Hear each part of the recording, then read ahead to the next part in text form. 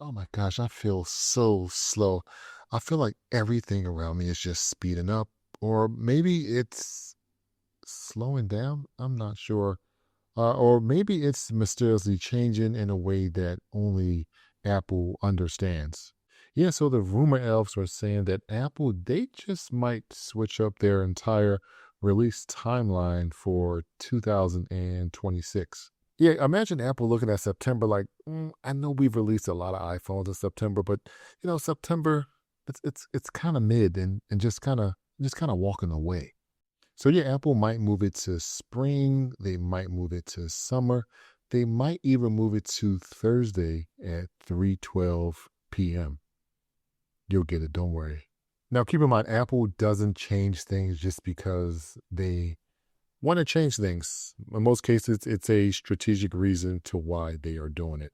Yeah, so one of the reasons is new factories. Apple is starting to make iPhones in their new factories, particularly the new factories in Vietnam and in India, and maybe even the moon. Yeah, so design changes is another reason to why we might start seeing release timeline change. As you know, we just got the iPhone Air, and rumors they do point to us getting a iPhone Fold or Ultra in 2026. So this may be a reason why we are starting to see the timeline change for when Apple releases new devices. Another reason Apple might be looking to adjust the timeline is there's just maybe too many products in this September timeframe. Of course, we got three iPhones that normally come out. We have an Apple Watch, and then also around that time frame, we normally get like a new iPad. So if they can kind of spread things around, I think from a logistical standpoint, that might help Apple.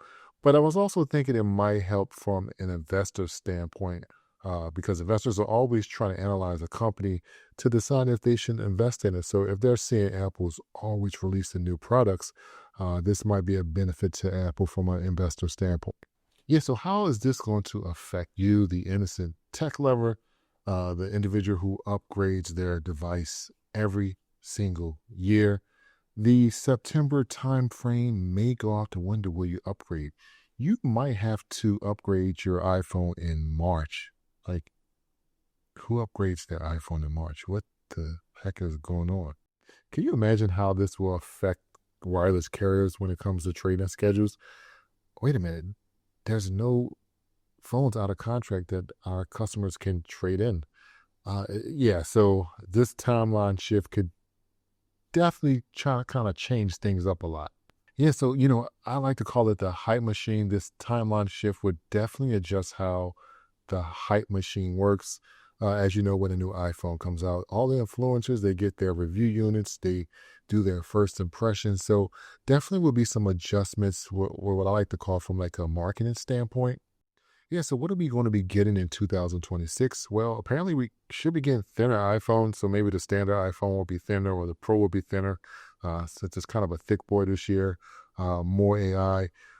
We should be getting a different camera layout. I'm assuming it's going to be for the Pro model. I really hate the layout. It's just, I don't know, something about it I just don't like. Maybe it's just old. And then lastly, you probably heard this rumor before. In 2026, we should be getting a iPhone Fold or iPhone Ultra or whatever they decide to call it. Yeah, so 2026 is definitely going to be interesting. I'm excited to see if we get that fold. But otherwise, I appreciate you guys watching. Are you cool with the timeline shift? Let me know in the comments section below, and I will talk to you guys in the next one. Later. Bye bye.